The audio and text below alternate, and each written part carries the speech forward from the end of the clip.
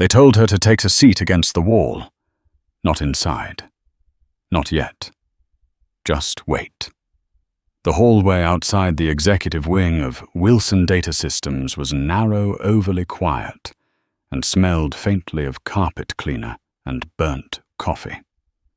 The kind of place no one important was ever meant to sit.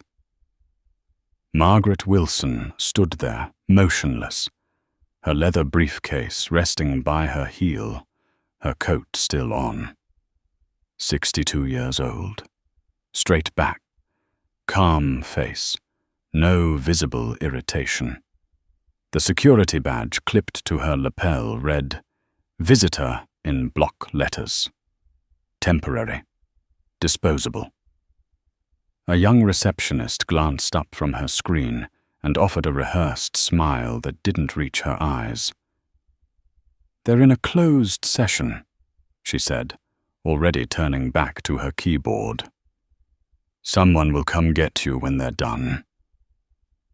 Margaret nodded once. She didn't argue. She didn't explain. She simply stepped to the side, as instructed, and waited. Inside the boardroom, voices rose and fell through the glass. Male voices, confident, overlapping. A laugh broke through. Loud. Careless. The kind of laugh that comes from believing the room belongs to you. Margaret listened. She had built this building when the neighborhood still had boarded windows and pawn shops. She had signed the loan papers herself back when banks still hesitated at her name and her face. She had chosen the stone in the lobby, the angle of the windows, the way the morning light would cut across the floor at 9 a.m.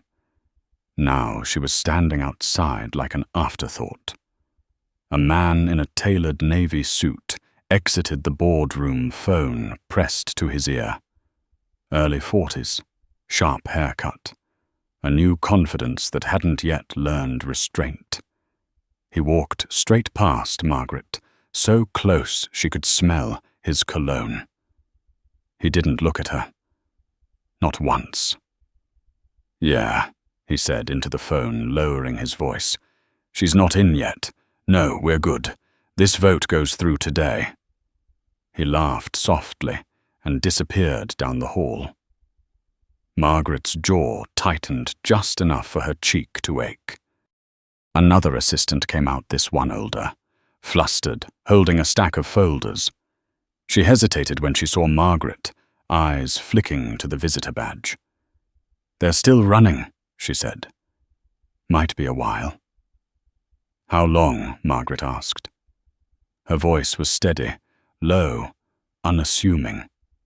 The assistant checked her watch. "Hard to say. These things, they take as long as they take." Margaret nodded again. She sat down this time on the narrow bench against the wall. The leather creaked under her weight. Somewhere, an air vent hummed. Her reflection stared back at her from the darkened glass of the boardroom door. A composed woman. Silver threaded neatly through dark hair. Eyes alert. Measuring. She hadn't planned to come today. Not originally. The call had come 3 nights earlier, just after dinner. A voicemail from a regional auditor who had been with the company since the early days. A man who didn't leave messages unless something was wrong. His voice had sounded tight. Careful. He hadn't accused anyone. He hadn't needed to. He'd just said, "There are numbers I don't recognize anymore, and meetings I'm no longer invited to." Margaret had booked a flight that night. One way. No announcement. No press. No executive assistant clearing her calendar. She wanted to see it with her own eyes. Footsteps echoed again. 2 junior managers walked past, whispering. One of them glanced at Margaret and smirked, then leaned closer to the other. "Probably legal," he muttered. "They always show up late." The other snorted. Margaret exhaled slowly through her nose. Inside the boardroom, the laughter stopped. Chairs scraped. Someone raised their voice. The tone shifted. Not panic. Control. Assertive, decisive, a name floated through the door. Her name, not spoken with reverence, not with respect, more like a technicality. She doesn't need to be looped in. Someone said. She signed off years ago. Margaret closed her eyes for half a second. She thought of the winter she'd slept in her office because the heating had gone out at her apartment. Thought of the first server crash that nearly bankrupted the company. Thought of the long nights, the lawsuits, the settlements she'd swallowed quietly to keep the company alive. She opened her eyes again. A security guard approached, older than the others, heavyset, uncomfortable. "Ma'am," he said, lowering his voice. "They're still in session. If you'd like, there's a waiting area downstairs. Coffee? Restroom?" "No," Margaret said gently. "I'll wait here." He hesitated, studied her face. Something flickered there. Doubt, curiosity. He nodded and stepped back. Minutes passed. The clock above the elevator ticked forward. Each second landed heavy. Not because she was being kept waiting, but because of what the waiting confirmed. Inside that room, decisions were being made about a company that no longer remembered who built it, about people who had no idea who was sitting outside their door. Margaret adjusted the cuff of her sleeve, checked her watch. 9:14 in the morning. The boardroom door opened again. This time, Richard Coleman stepped out. Chief Operating Officer. 55. The man she'd once trusted to run the place when she was gone. He looked irritated, distracted already halfway into his next thought. He stopped short when he saw her. Not recognition. Not yet. Just surprise. "Yes," he said. Margaret stood. "I believe I'm expected." Richard's eyes flicked to the badge, to the briefcase, to her face. His expression smoothed into something polite and dismissive. "We're in the middle of something critical," he said. "If you're here for legal or compliance, you'll need to reschedule." Margaret held his gaze. Didn't blink. "I've waited," she said. Richard sighed, a flash of impatience. "So has everyone else." He turned back toward the room. "Give us a few more minutes." He didn't wait for her response. The door closed again. Margaret remained standing. The hallway felt smaller now, tighter, like the air had been pulled out slowly. She didn't move. She didn't sit. Inside the boardroom, a hand struck the table. Someone said, "Then it's settled." Margaret reached down and picked up her briefcase. Her grip was firm, certain. She had not come to argue. She had not come to observe any longer. She had come because something in the foundation had cracked, and foundations, when they fail, do not collapse loudly. They fail quietly, while everyone inside believes they are still standing. The door to the boardroom was heavy, solid wood, custom-made. She knew because she had approved the design herself. Margaret placed her hand on the handle. Behind the door, the men inside were already moving on, unaware that the waiting was over. The door swung open without a knock, and the sound cut the room cleanly in half. Conversation stopped mid-sentence. A pen clattered against glass. Someone coughed, sharp and nervous. Margaret Wilson stepped inside. The boardroom was larger than it needed to be, all glass and steel, and polished walnut built to impress people who were already impressed by power. Morning light poured in through the windows, turning the long table into a reflective strip of white glare. 7 men sat around it, jackets off, sleeves rolled, coffee cups half full. The easy posture of people who believed the day belonged to them. Richard Coleman straightened first. His mouth opened, then closed. His eyes flicked to the visitor badge, then back to her face, searching for context that refused to arrive. "Excuse me," he said. Finally. Irritation bleeding through his practiced calm. "This is a private session." Margaret walked forward at an unhurried pace. Each step landed soft but deliberate against the carpet. The room watched her now. Not with recognition, with confusion. With the mild annoyance reserved for interruptions that don't yet feel dangerous. She stopped at the head of the table. The chair there was empty.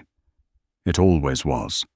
A symbolic seat left untouched out of tradition, more ritual than reality.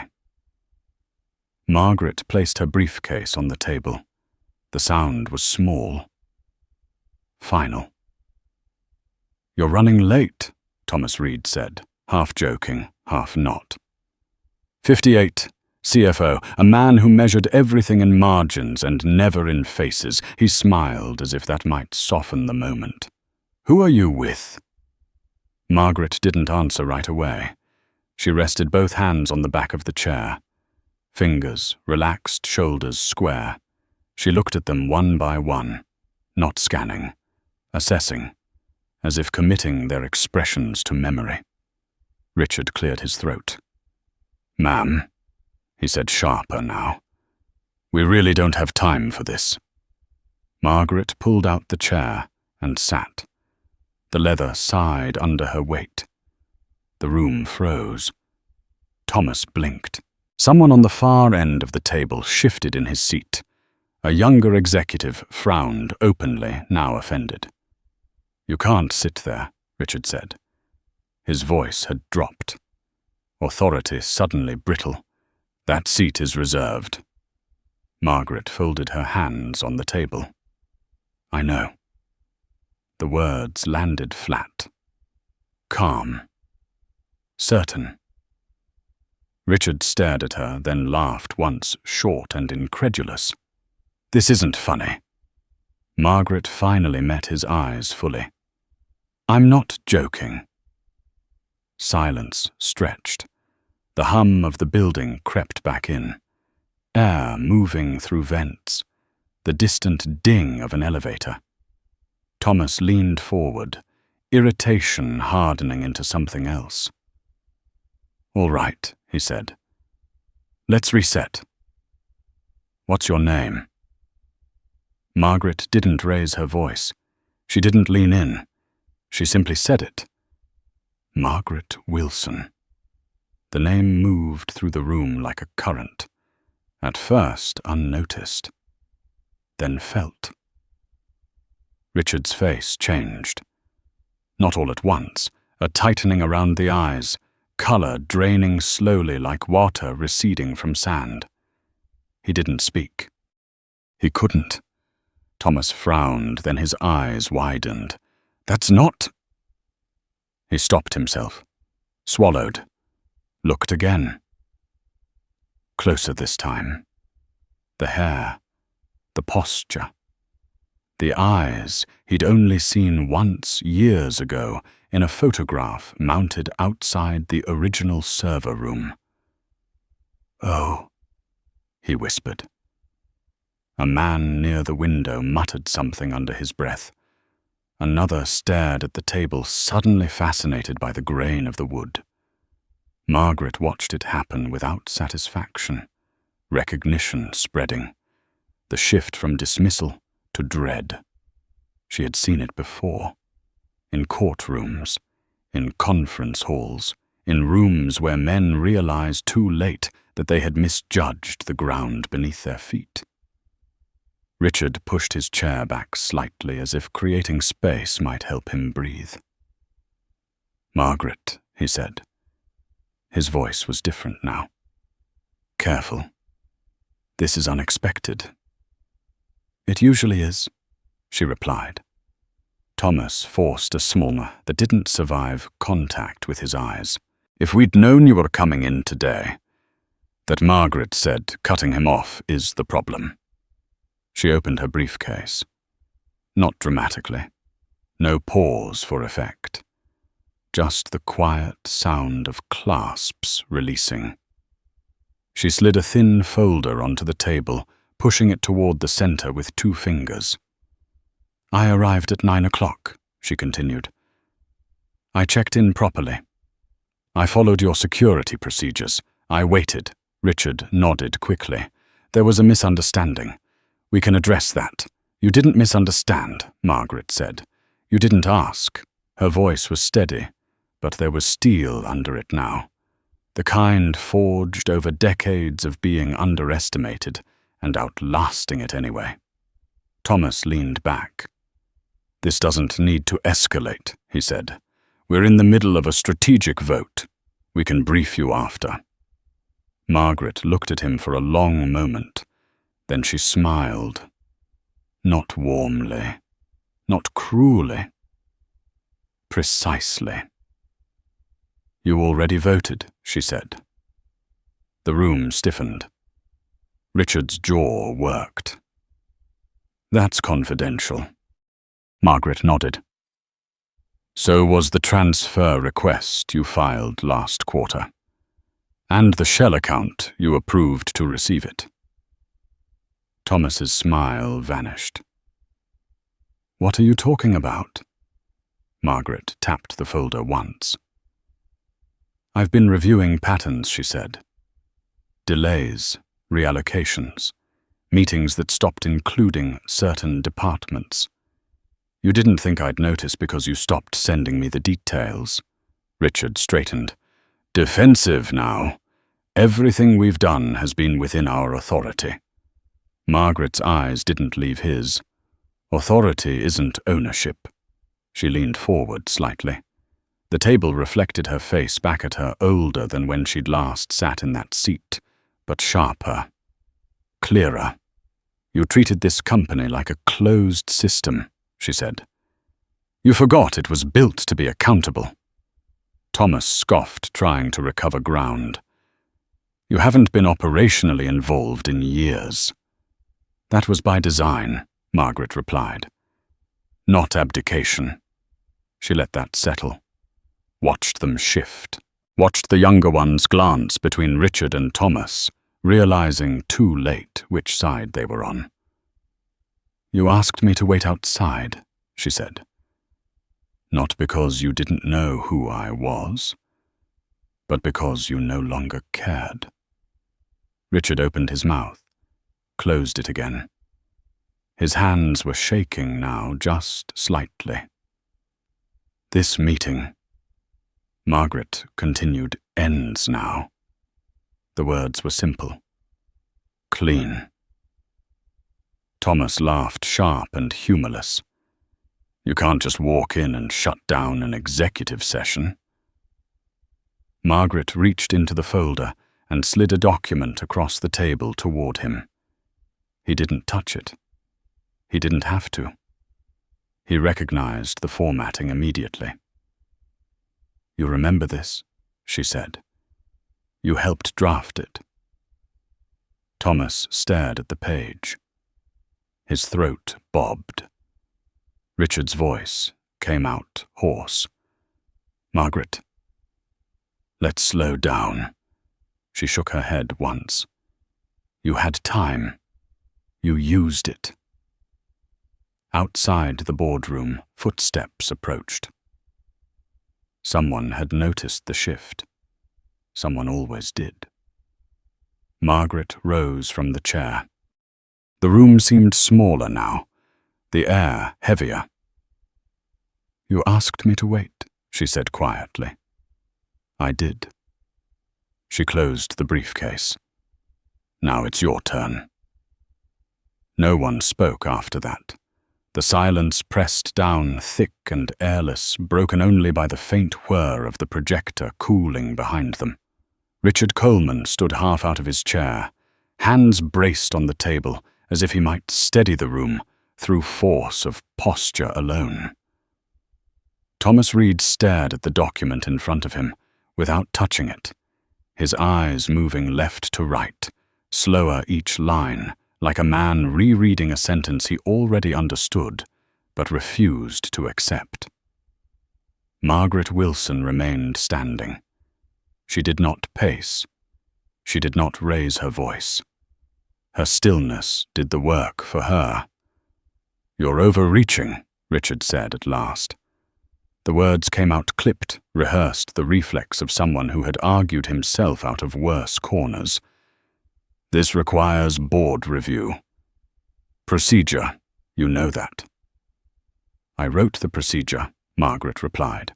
She reached back into the briefcase and removed another folder. Thicker, heavier. She placed it down, carefully aligning it with the first.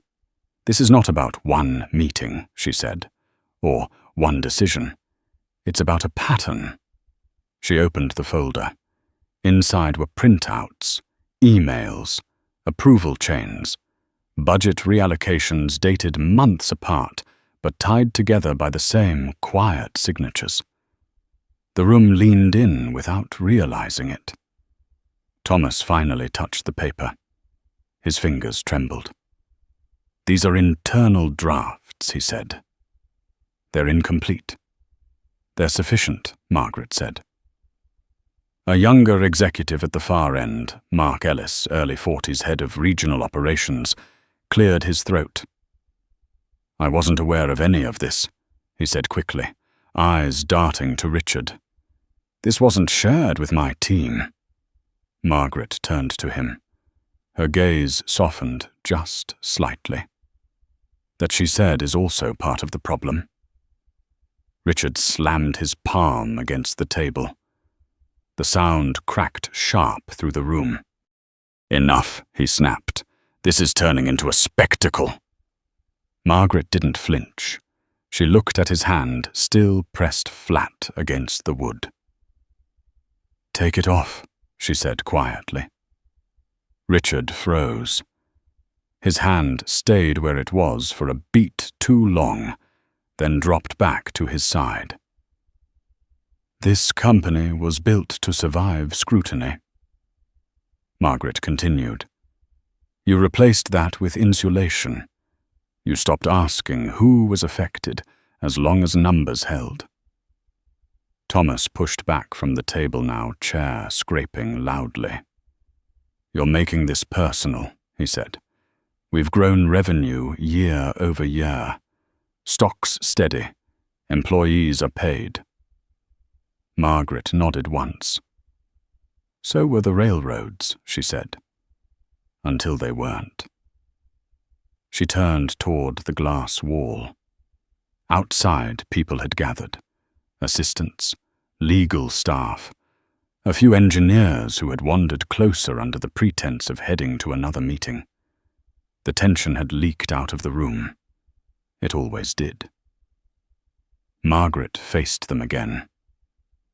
"You moved assets without transparency. You isolated oversight. You assumed distance meant disinterest." Richard laughed, thin and strained. "You left," he said. "You chose not to be here." "I chose not to interfere," Margaret said. "There's a difference." She slid one final document forward. This one bore her signature at the bottom, dated years earlier. "This clause," she said, tapping the page, "exists because I knew one day someone would confuse momentum with entitlement." Thomas's face drained completely now. "You can't invoke that without material harm." Margaret met his eyes. Material harm doesn't always announce itself with smoke. The door at the far end opened quietly. A woman stepped in, mid-50s, composed hair pulled back tight.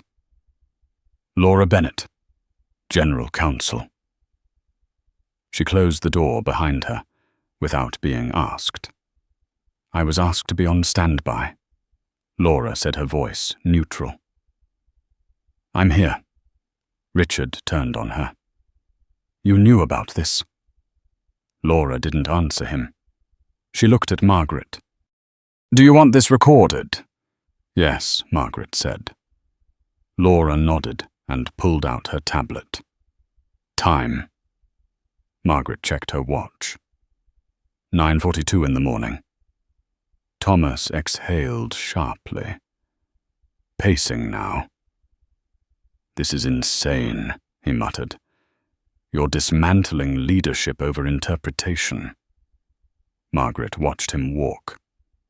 I'm dismantling it because it forgot what it was for. She turned back to the table. Effective immediately, she said, Your authority is suspended pending removal. Mark Ellis shot to his feet. All of us. Margaret shook her head. Those named here. She slid a list across. 4 names. Richard, Thomas, 2 others who hadn't spoken once. Men who had believed silence was safety. One of them, David Hanley, finally spoke. His voice cracked. You can't do this without notice. You were notified, Margaret said. Just not in advance. Laura cleared her throat. Security has been alerted, she said. Access will be limited to personal items only. The room erupted. Chairs scraped. Voices overlapped. Richard shouted something unintelligible. Thomas demanded arbitration. David swore under his breath. Margaret raised her hand. Not high, just enough. The room quieted. I didn't come back to punish, she said. I came back to stop something before it broke beyond repair. Richard stared at her eyes, wild now. You humiliated us, he said. Margaret's voice dropped. You humiliated yourselves. There was a knock. 2 security officers entered, respectful, uncertain. Laura gestured to the names on the list. These gentlemen will need escort. Richard laughed, bitter and loud. This isn't over. Margaret looked at him.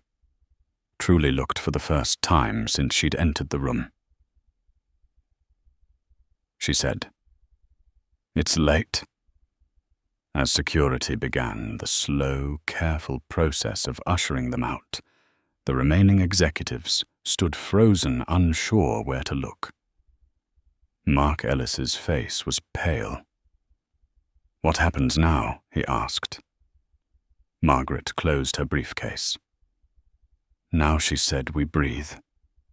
Then we work. Outside the boardroom, voices followed the fallen executives down the hall. Doors opened and closed. Word spread faster than any memo. Margaret stayed behind with Laura.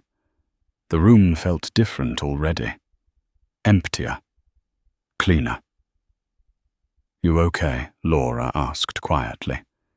Margaret nodded, though her chest felt tight. I am, she said. But the company isn't. Not yet. As if summoned, the door opened again. A man hovered there, hesitant. Mid-40s, greying at the temples. A tablet clutched to his chest like a shield. Ms. Wilson, he said. My name is Daniel Brooks. Margaret turned toward him. She recognized the name instantly. Infrastructure. 22 years. Quiet reputation. No politics. I know who you are, she said. Daniel swallowed. I wasn't sure when I'd get another chance, he said. I didn't feel safe speaking up before. Margaret studied him. His hands shook slightly. Not fear. Resolve stretched thin. Come in, she said. The door closed behind him. Daniel stepped forward and placed the tablet on the table. "I don't have everything," he said quickly, "but I have enough to show intent." He tapped the screen. Diagrams appeared. Asset flows, server transfers, delays masked as maintenance. They were preparing to separate core systems, Daniel said. Quietly. It would have left the rest hollow. Margaret felt the last piece lock into place. The suspicion, the call, the waiting. She nodded once. "You did the right thing," she said. Daniel let out a breath he'd been holding for months. Outside the building hummed on. People returned to their desks, whispering, watching, waiting. Margaret looked around the room she had reclaimed. "This," she said softly, "is just the beginning." The news broke before the elevators reached the lobby. Phones vibrated in pockets. Screens lit up across the building. A headline began to circulate, imperfect and half-formed, passed from one employee to the next in lowered voices. Executive suspensions. Emergency action. Founder on site. By the time Daniel Brooks finished explaining what he had uncovered, the tension had already seeped into every floor of Wilson Data Systems. Margaret listened without interrupting. She stood at the head of the table, hands resting lightly on the wood, eyes fixed on the diagrams glowing from Daniel's tablet. Data pathways, authorization bottlenecks, timelines that overlapped too neatly to be coincidence. They were staging it in phases, Daniel said. His voice was controlled, but the strain showed in the tightness around his mouth. Nothing illegal on its own, but together it would have crippled the company's core within a year. Margaret nodded, and left everyone else holding the shell. "Yes." Daniel hesitated, then added, "I tried to flag it. Through internal audit, through compliance. It kept getting redirected. Buried." Margaret closed her eyes briefly. Not from shock. From confirmation. Laura Bennett tapped her tablet. "It has begun restricting access for the suspended executives," she said. "But we should assume there may be contingencies." "There always are," Margaret replied. "Daniel, I want you in the server room. Now." Daniel blinked. "Me." "You know where the bones are buried," Margaret said. "And you know how to keep them from being moved." Daniel straightened resolve, replacing hesitation. "I won't leave until it's secure," Good Margaret said. "Take whoever you trust, no one else."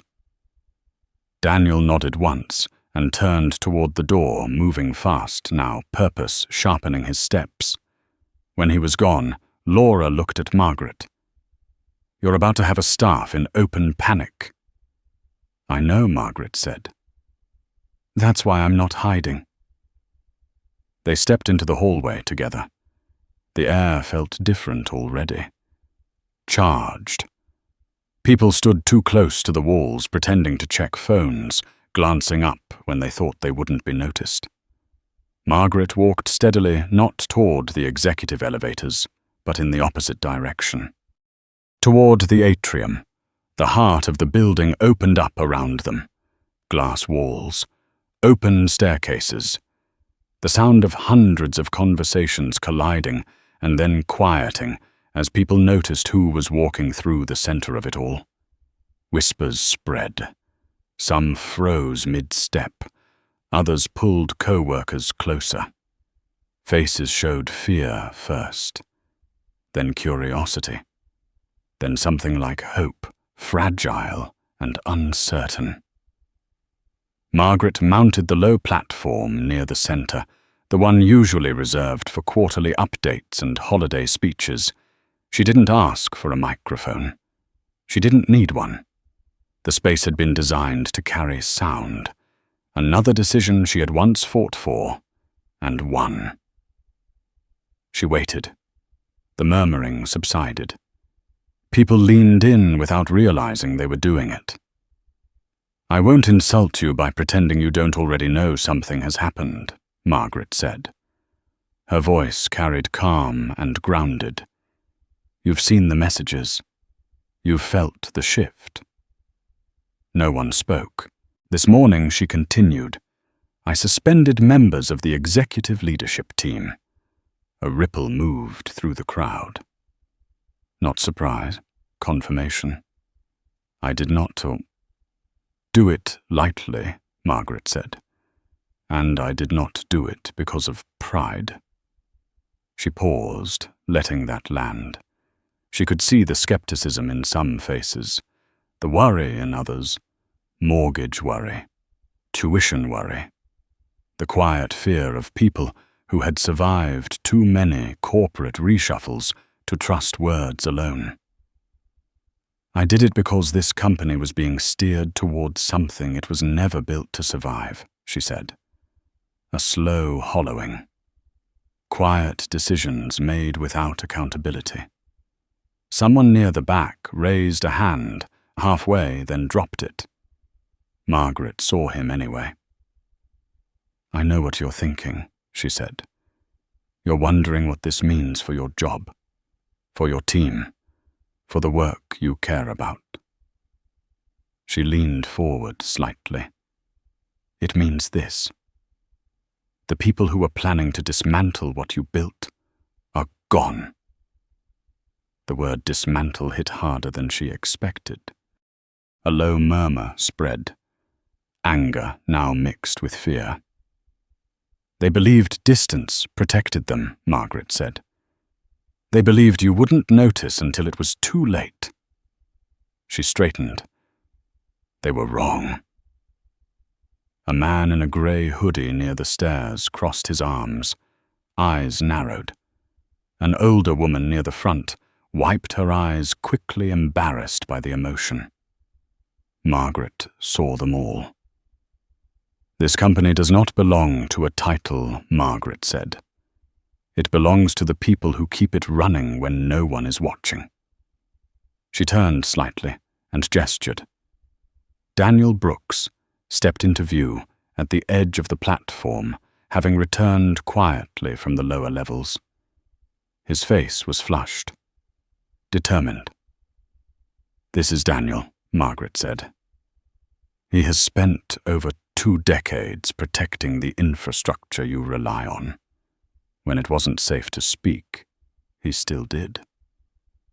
Daniel looked uncomfortable under the attention. He nodded once. "Effective immediately." Margaret said, "Daniel will serve as acting Chief Technology Officer." The crowd stirred. Surprise, approval, questions. "This is not a reward," Margaret added. "It's a responsibility." She let the words hang. "There will be audits," she continued. "There will be hard conversations. And yes, there will be change." A few shoulders tensed. "But there will not be chaos," Margaret said. "And there will not be retaliation." She took a breath. For the first time since she had arrived, her voice softened. "I built this company, believing that if people felt seen and protected, they would do extraordinary work. I still believe that." The silence that followed was different. Not fear, not confusion. Something steadier. Finally, someone clapped. One person, then another. It spread uneven and tentative at first, then louder. Not thunderous, not performative. Honest. Margaret raised a hand, and it quieted. "Go back to your work," she said. "Finish what you were building. We'll handle the rest." She stepped down from the platform and walked into the crowd, stopping when people spoke to her, listening more than she talked. She asked about stalled projects, about approvals that never came, about systems patched together because no one would authorize a fix.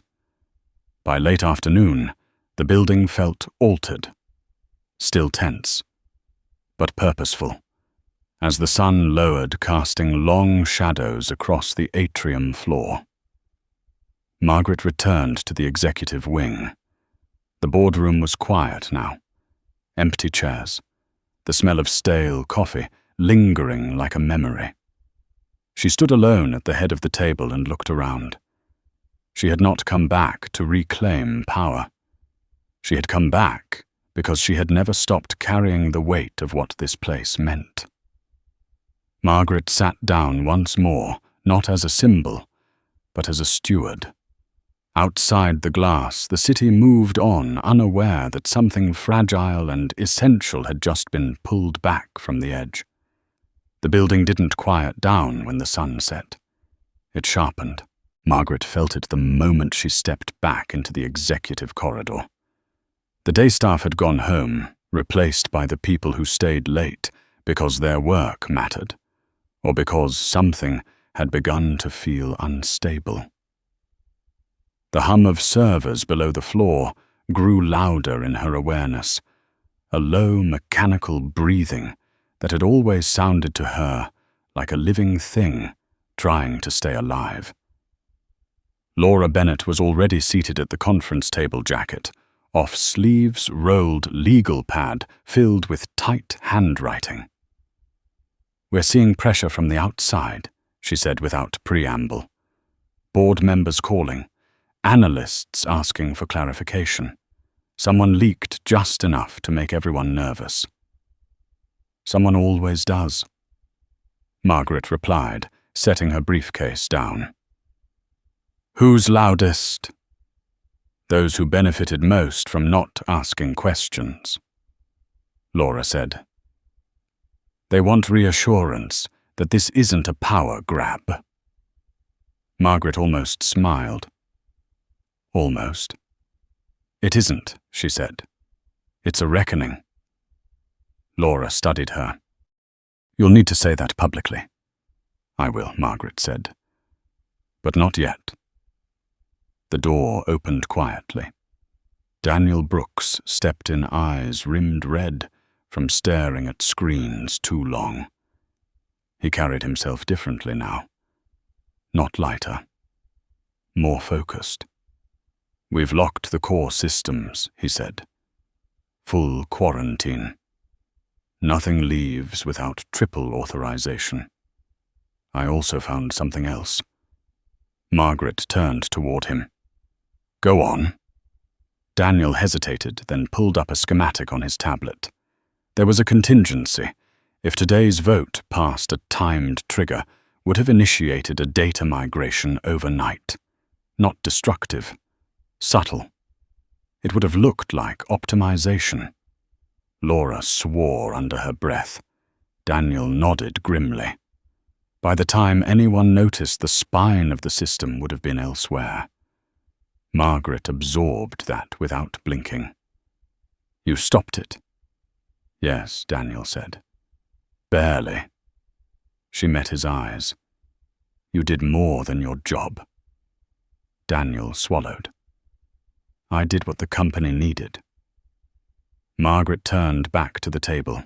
"That's the difference," she said. A vibration buzzed across the wood. Her phone. She glanced at the screen and didn't answer immediately.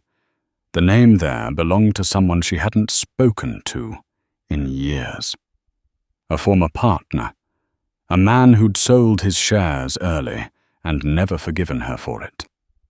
Laura noticed. "That one," Margaret nodded. "He wants to know if the ground is still solid." Laura's mouth tightened. "Is it?" Margaret considered the question carefully. "It will be," she said. "But only if we move fast and tell the truth." She answered the call. "Yes," she said, before the man on the other end could speak. "I'm here. No, this isn't temporary. And if you're calling to protect an investment instead of a company, you're already late. She ended the call without waiting for a reply. Silence settled briefly. Daniel broke it. What happens now? Margaret looked at him, looked at Laura, looked at the empty chairs where men had sat that morning, confident and blind. Now she said, we make it boring again. Daniel blinked. Boring? Stable, Margaret clarified. Predictable. Accountable. The kind of boring that lets people sleep at night. Laura nodded slowly. We'll need an interim governance structure. I know, Margaret said. And we'll need people who aren't used to being invited into rooms like this. Daniel shifted. There are teams who've been sidelined for years, he said. Smart ones. Margaret's eyes lit slightly. Bring them back. The hours that followed blurred into motion, calls placed, permissions restored, decisions made that had been delayed too long out of fear of disrupting the wrong people. Margaret moved through it all with a steady intensity, listening more than she spoke, asking questions that cut straight to the point. Near midnight, she stepped out onto the balcony overlooking the city. Chicago stretched below her, lights, scattered like constellations she'd once learned by heart. The wind tugged at her coat. She breathed it in. This was the part no one ever filmed. The quiet after the storm, when the adrenaline faded and responsibility settled heavy in the chest. She thought of the young receptionist that morning, the smirk from the junior manager, the way Richard had looked at her when he finally understood who she was. Power revealed always felt less satisfying than people imagined. Behind her, the door opened softly. Daniel joined her, keeping a respectful distance. I wanted to say something, he said. Before things get louder. Margaret waited. I almost didn't speak up. Daniel admitted. It cost me promotions. Access. I thought maybe that was the price of survival. Margaret looked at him then. Really looked. Survival isn't success, she said. It's just delay. Daniel nodded. I see that now. So do I, Margaret said. They stood in silence for a moment, watching traffic slide through the grid below. Inside, Laura's voice echoed faintly as she coordinated another call. The company was still trembling, but it was holding. Margaret checked her watch. Nearly 11 at night. She felt the ache in her shoulders, the pull of exhaustion, but also something steadier beneath it. Purpose reclaimed. She turned back toward the door. Tomorrow, she said, will be harder. Daniel didn't flinch. I'll be ready. I know, Margaret said. As they walked back inside the boardroom, lights dimmed automatically, leaving the city reflected faintly in the glass. Margaret paused at the head of the table one last time before leaving. She ran her hand along the wood. Scarred now by years of decisions she hadn't been present for. Never again, she said softly. The building hummed on systems, secured people working late, unaware of how close everything had come to unraveling. Margaret switched off the light and closed the door behind her, carrying the weight of the next day, with her not as a burden, but as a promise she intended to keep. Morning came without apology. Margaret arrived before the building fully woke the city still wrapped in that pale grey hour where night hadn't quite let go. The lobby lights hummed on one by one as she crossed the marble floor, her footsteps measured unhurried. She carried no coffee, no phone in her hand. Just the briefcase lighter, now stripped of yesterday's weight, but heavy with what was coming next. The overnight reports waited on her desk. Daniel had sent them in blocks, time-stamped, annotated careful. No drama, just facts. System integrity confirmed. No unauthorized access, no silent migrations in progress. The company had survived the night. Barely. Margaret exhaled once slow. At 6:30, Laura Bennett joined, her hair pulled back, tighter than usual, eyes sharp. "Board call in 30 minutes, she said. "They're not unified." "They never are when power shifts," Margaret replied. "Who's leading the resistance?"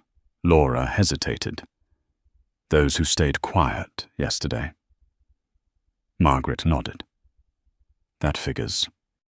The conference line filled gradually, voices layered in cautious clipped, some cordial, some cold. Margaret listened without interrupting as concerns were aired. Process, stability, market perception, a few veiled accusations. One man questioned whether she had acted emotionally. Margaret let the silence stretch after that one. Then she spoke, not defensively, not angrily. "I acted decisively," she said. "There's a difference." She laid out the timeline. Not the drama, the data. What had been moving, what had nearly been moved, what had been stopped. She named nothing that wasn't verifiable. When someone interrupted, she waited until they finished, and then continued where she had left off. By the end of the call, no one was applauding, but no one was challenging her authority either. "That's as close to consensus as we'll get," Laura said, after the line went dead. Margaret allowed herself a small nod. "It's enough." At 8, department heads began filing in, one by one, summoned not to be reassured, but to be heard. Margaret met each of them at the door, looked them in the eye, listened. She asked what had been stalled, who had been overridden, what decisions they'd stopped bringing forward because it felt pointless. Some spoke cautiously, others once started couldn't stop. Frustration poured out, ideas abandoned, risks never approved because they didn't flatter the right people. Margaret took notes. Real ones, ink on paper. Daniel joined midway through, quieter than the rest, standing near the wall. When his turn came, he didn't complain. He outlined what needed fixing first, where the system was fragile, where it was strong. "You can't rebuild culture on unstable infrastructure," he said. Margaret smiled faintly. "And you can't secure infrastructure without trust." Word traveled fast. By mid-morning, the building felt different again, less stunned, more alert. People moved with purpose instead of fear, still cautious, but no longer frozen. Then the pushback came. An email circulated from a former senior vice president, fired months earlier under Richard's watch. It framed yesterday as a coup, a grab for relevance. It hit inboxes and phones within minutes, amplified by outside commentators eager for spectacle. Laura brought it to Margaret, jaw tight. "They're trying to rewrite the narrative." Margaret read the message once, then deleted it. "They can talk," she said. "We'll work." But the pressure didn't stop. Reporters called. Analysts speculated. The stock dipped. Not dramatically, enough to make people nervous. Margaret stood at the window watching the street below when Daniel approached again. "There's something else," he said. "It's not technical." She turned. "Go on." "People are afraid to choose sides," Daniel said. "They don't know if this sticks." Margaret nodded slowly. "Then we make it visible." She didn't call another town hall.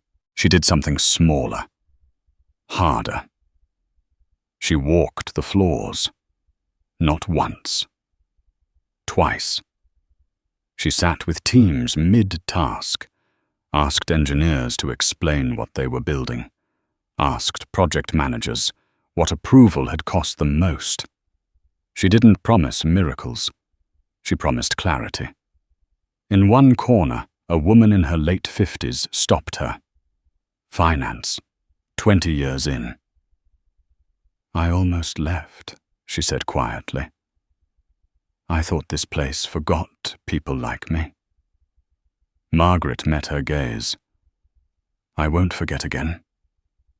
At noon, the building held its breath as an announcement went out. Not flashy, not vague. A clear outline of interim leadership, timelines, safeguards, a commitment to transparency written plainly without euphemism. Daniel's name was there. So were others pulled from departments long ignored. The reaction was uneven, relief in some corners, skepticism in others. But it was movement. By late afternoon, Margaret felt the fatigue settle deep. Not physical. Moral. The kind that comes from carrying too many consequences at once. She retreated to the boardroom alone, closing the door behind her. The chair felt different now. Not symbolic. Occupied. She thought of the men who had sat here so sure of themselves, of how easily systems drift when no one is watching closely enough, of how often leadership mistakes silence for peace. A knock broke her thoughts. Soft.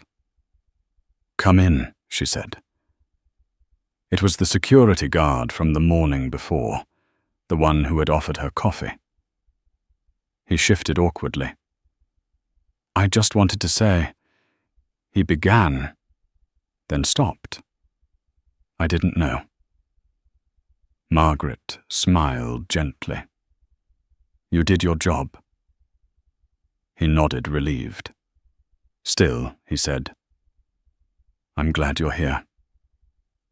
So was she. More than she'd expected. As evening approached again, the city lights flickered on one by one. Margaret reviewed the day's notes, the small wins, the unresolved tensions. Tomorrow would bring more resistance, more testing. That was inevitable. She closed the notebook and stood.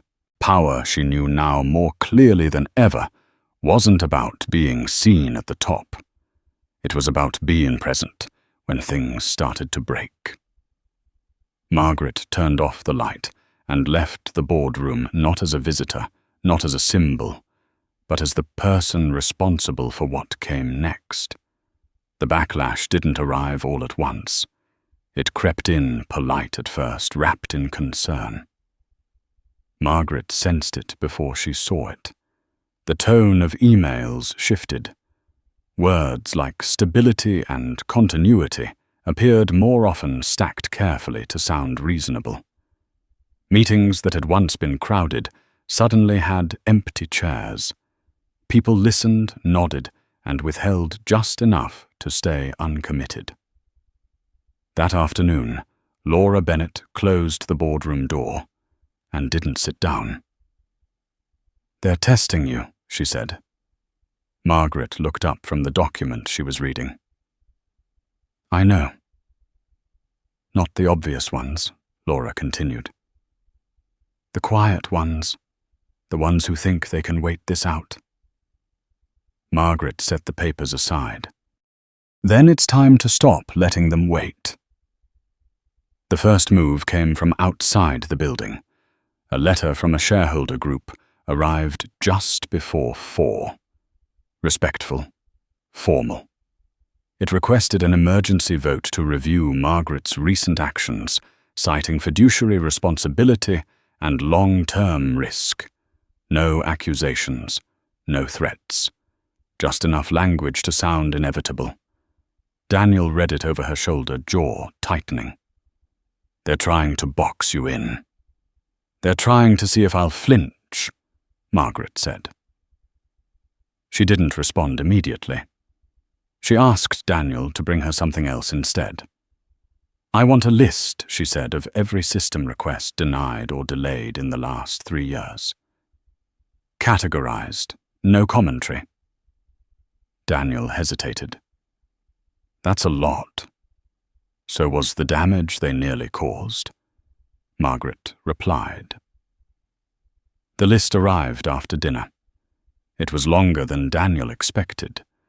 Projects stalled not for technical reasons, but because they didn't serve the narrative leadership wanted. Security upgrades labeled unnecessary, redundancy plans postponed, talent retention budgets trimmed quietly, while executive travel expanded. Margaret read through it slowly. Each line a decision. Each decision a person affected. She slept little that night. The next morning she called a meeting. Not with the board, not with senior leadership. With the people whose names appeared most often in the margins of those denials. Engineers, operations leads, risk analysts, men and women who had learned to stop asking. They filled the smaller conference room cautiously, unsure why they'd been summoned. Margaret stood at the head of the table, not seated, not elevated. "I'm not here to promise you promotions," she said. "I'm here to ask what you stopped trying to fix." At first, no one spoke. Then a man in his early 60s infrastructure planning cleared his throat. "We warned about a single point of failure in the Midwest hub," he said. 3 times. A woman beside him nodded. "We were told it was too expensive." Margaret wrote it down. "What else?" The room loosened. Voices layered. Years of deferred responsibility surfaced. Not bitterness, weariness. Margaret listened until there was nothing left to say. Then she spoke. "You'll have approvals by the end of the week," she said. "Not because I trust blindly, but because I trust process when it's visible." One of them frowned. "What if the board shuts this down?" Margaret met his eyes. "Then they'll have to explain why." By noon, the shareholder letter had leaked. Commentary turned sharper. Phrases like power struggle and legacy control appeared in headlines. The stock wavered again. Laura watched the feeds with a tight expression. "They're framing this as ego." Margaret nodded. "They always do when a woman refuses to step aside quietly." Daniel entered holding a tablet. "There's something else," he said. "Richard Coleman is speaking to the press." Margaret's gaze sharpened. "About what?" "About culture," Daniel said grimly. "About how you were out of touch, how this was emotional." Margaret closed her eyes for a brief moment. Not anger. Calculation.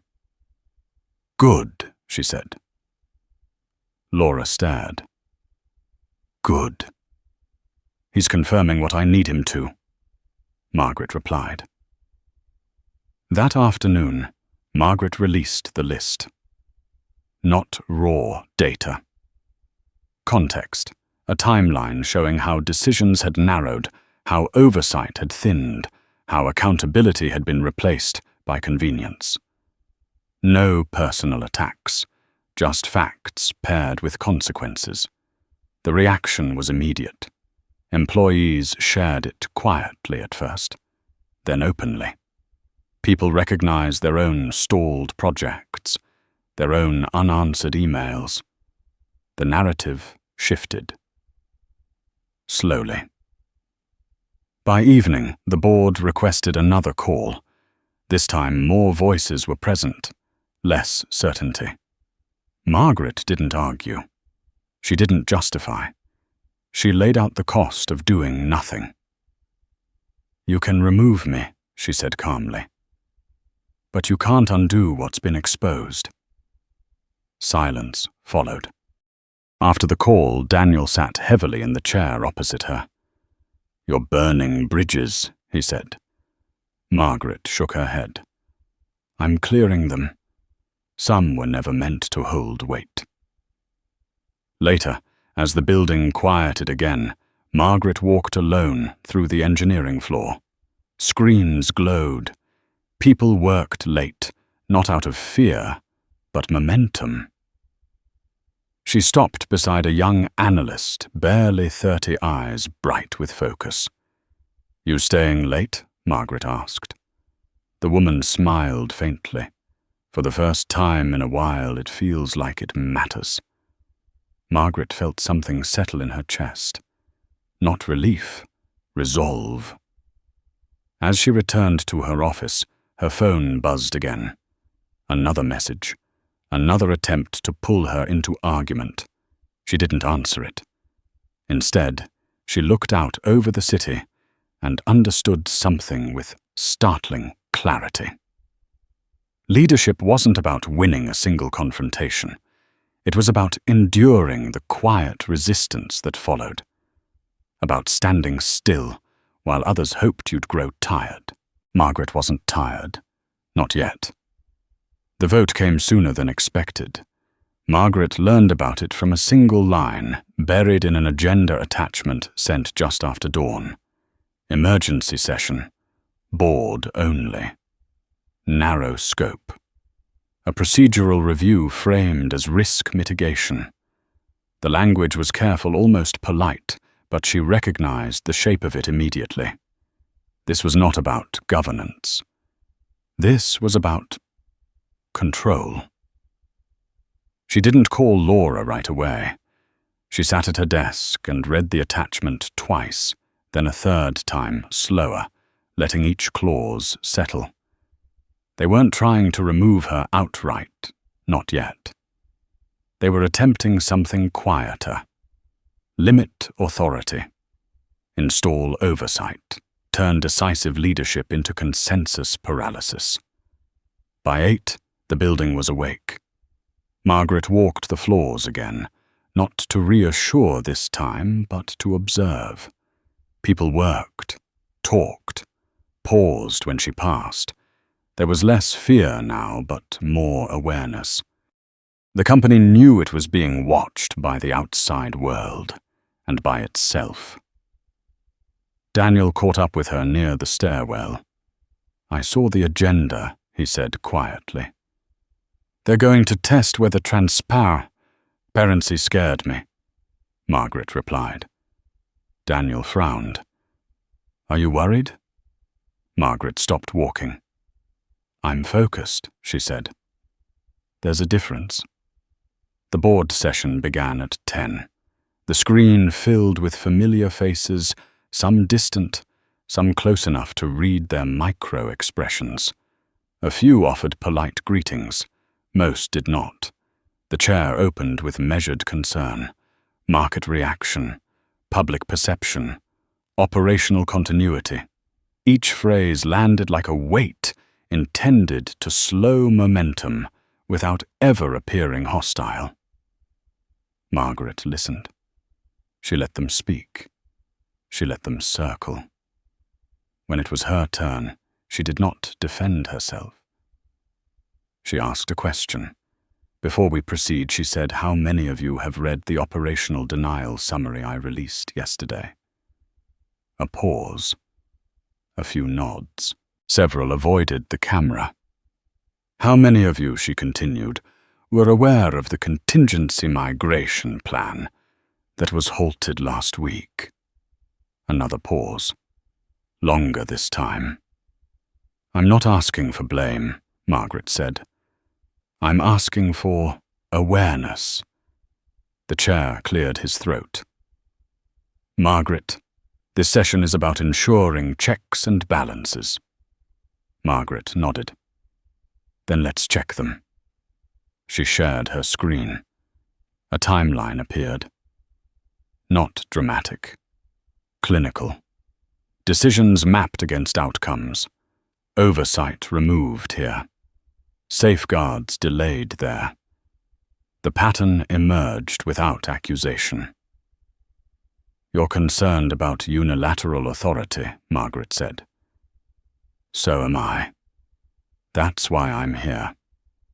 Because authority without visibility is how this happened. One board member leaned forward. Are you suggesting the board failed? Margaret met his gaze through the camera. I'm suggesting distance failed us all. The discussion shifted after that.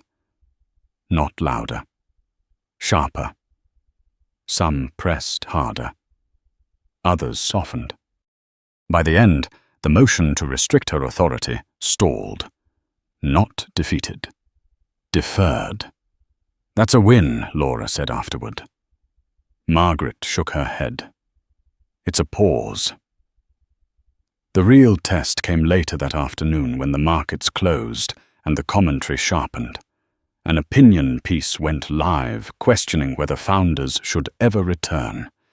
It framed Margaret as a relic, a risk, a disruption to modern governance. Daniel read it silently, then looked up. They're trying to make you the problem. Margaret smiled faintly. They always do when the system can't explain itself. She didn't respond publicly. Instead, she asked Daniel for something unexpected. I want to meet the night shift, she said. The night shift? Yes, Margaret said. The ones who keep this place alive when no one's watching. By 11, she was back in the building, walking through server rooms and maintenance corridors most executives never saw. The air was cooler here, louder, the work more physical.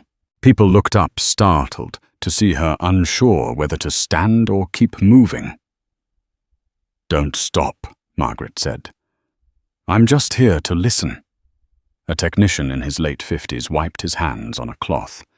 You're the first one who's come down here in years, he said, not accusing. Just stating fact. Margaret nodded. That's on me. They talked. About redundancy, about patches held together by habit and hope, about pride in work that never made headlines. Margaret asked questions until her voice grew hoarse. She took notes until her hand ached. When she finally left, it was past 1 in the morning. The next day she made her move. Not a press release, not a speech, a filing, clear, public.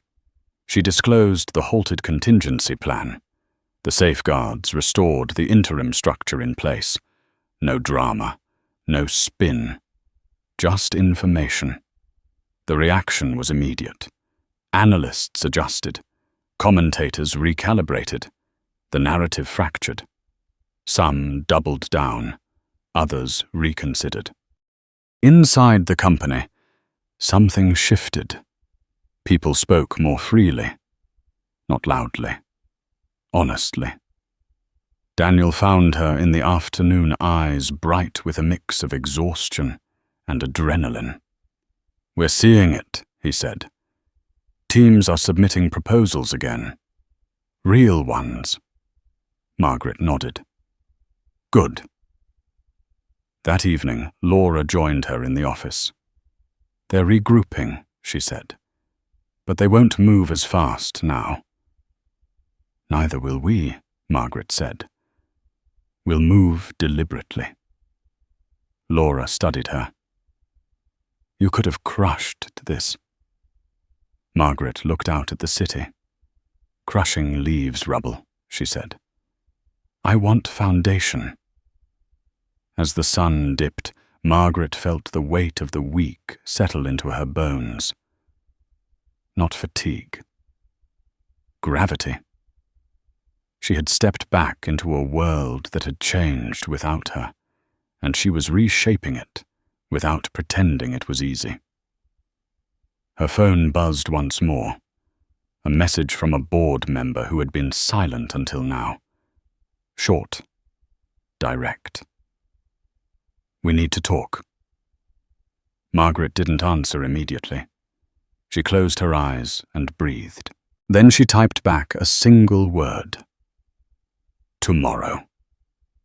She turned off the light and stood steady in the quiet, aware that the hardest part of leadership was not the moment you took power back, but the days after, when everyone waited to see if you would bend. The meeting took place in a room without windows, not by accident. Margaret recognized the choice the moment she stepped inside. Neutral territory. No skyline to borrow authority from. No city to lean on. Just a long table, soft lights, and the quiet hum of a building designed to make people forget where power actually lived. 3 board members were already seated. 2 more joined by video faces framed carefully. Backgrounds curated to project calm. The last chair remained empty. Waiting. Margaret took it without comment. No pleasantries followed. No small talk. The man at the far end, older than the rest, cleared his throat. He had been with the company since before the public offering, back when it was still considered a risk. We appreciate you coming, he said. Margaret nodded. You asked. He folded his hands. We're concerned about trajectory. Who's Margaret? Asked. A flicker passed across his face. The company's. Margaret leaned back slightly. Not defensive. Open. Then let's talk about that. They did. Carefully at first. Words measured. Risks named without assigning ownership. One member referenced market confidence.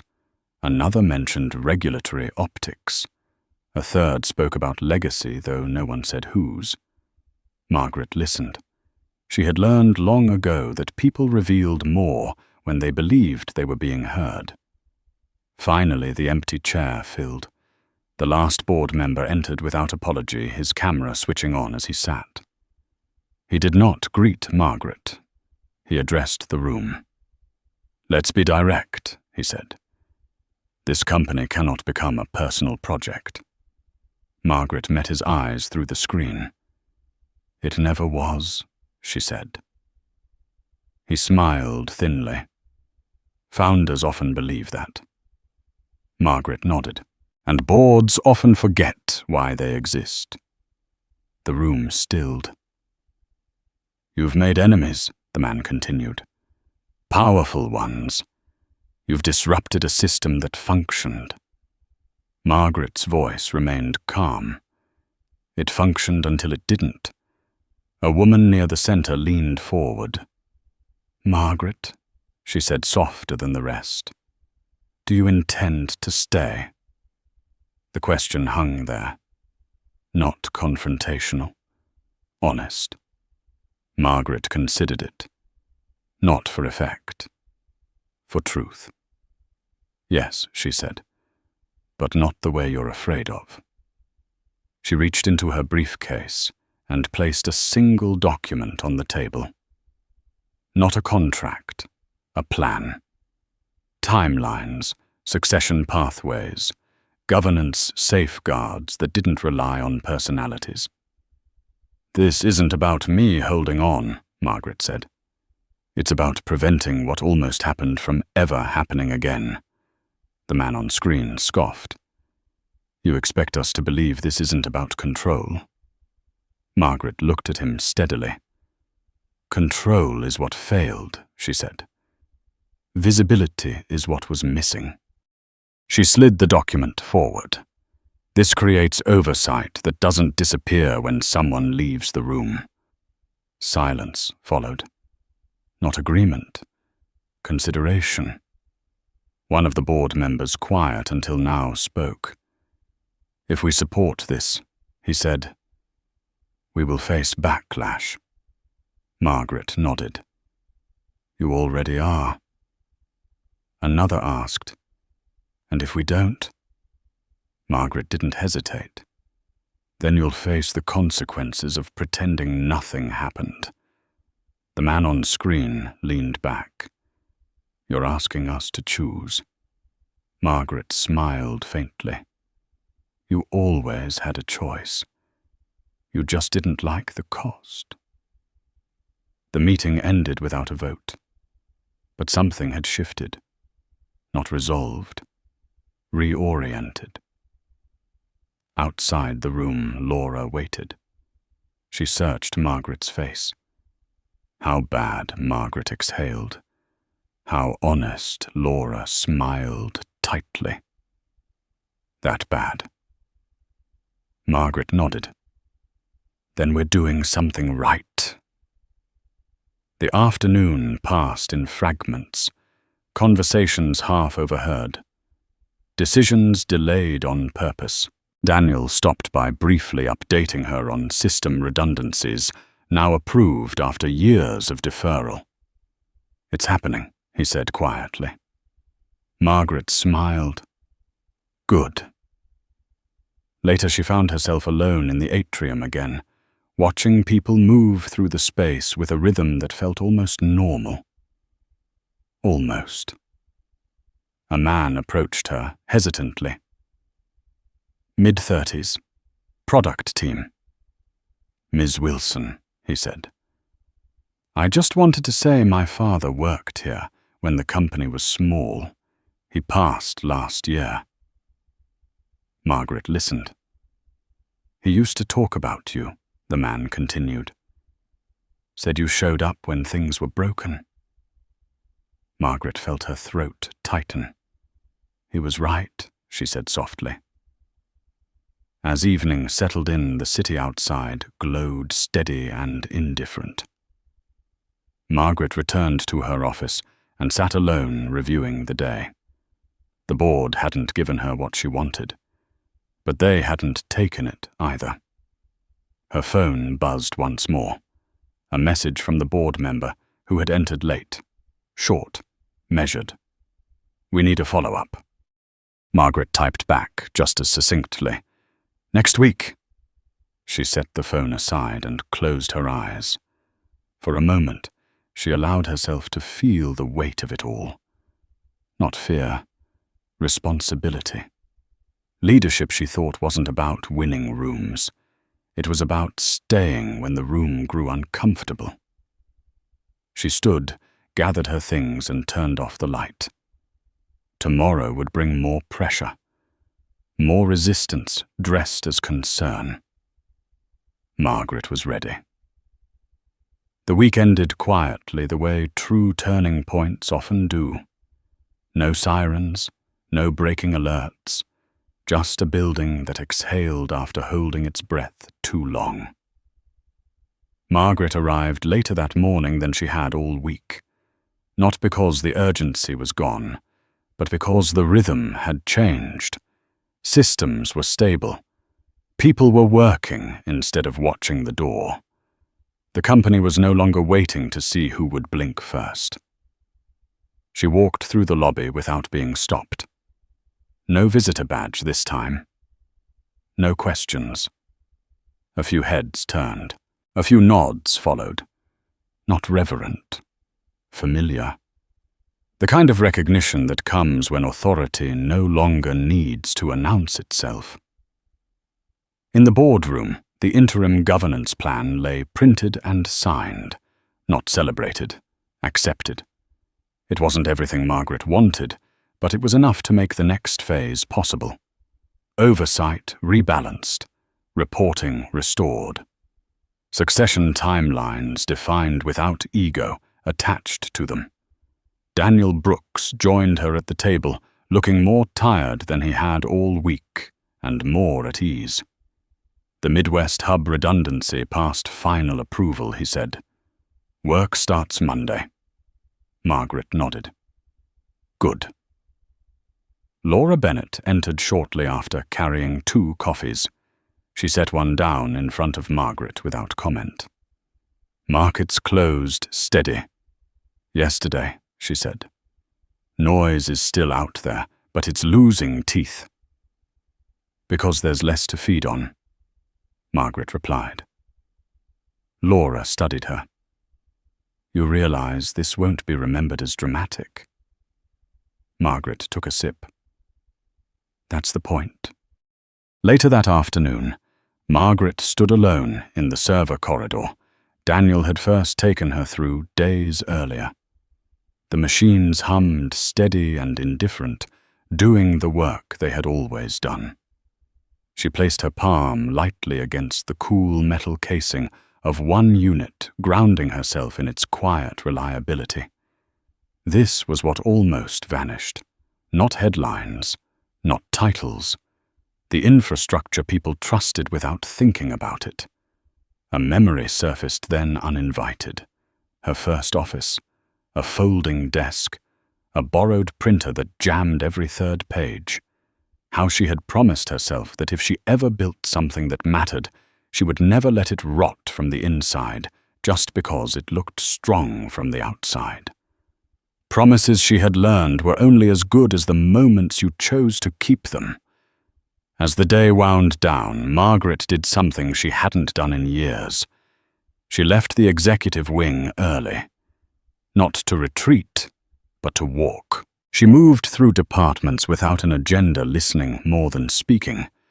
People told her what was working, what still scared them, what they hoped this place could be again. She didn't correct them. She didn't reassure too quickly. She let their words exist. Near the elevators, the same receptionist from the first morning caught her eye. The woman hesitated, then stood. Ms. Wilson, she said, nervous. I just wanted to say I didn't know. Margaret smiled gently. That wasn't your failure. The woman exhaled relief washing over her face. As Margaret stepped into the elevator, she caught her reflection in the mirrored wall. She looked older than when she had arrived. Not weaker, sharper, like something refined under pressure. The doors closed. That evening, Margaret sat at her desk long after the building emptied. She reviewed one final document. A note she had written to herself years earlier, buried in an old file. It was a single sentence typed late at night, back when the company was still fragile. Never confuse being needed with being trusted. She closed the file and shut down the screen. Outside, the city moved on, unaware that a quiet line had been redrawn inside a glass building it passed every day. A company had nearly been hollowed out by comfort and silence, and saved not by spectacle, but by presence, by someone willing to sit in an uncomfortable hallway and listen to what the waiting revealed. Margaret gathered her coat and turned off the light. Leadership, she knew now more than ever, was not about reclaiming a throne. It was about returning when no one expected you to, and refusing to look away from what you found. She walked out of the office and into the evening, the weight of the week behind her, the work ahead of her, and the quiet knowledge that what she had protected would outlast the noise that had tried to undo it. If this story resonated with you, take a moment to like the video, subscribe to the channel, and leave a comment below with 3 simple words. Speak truth always.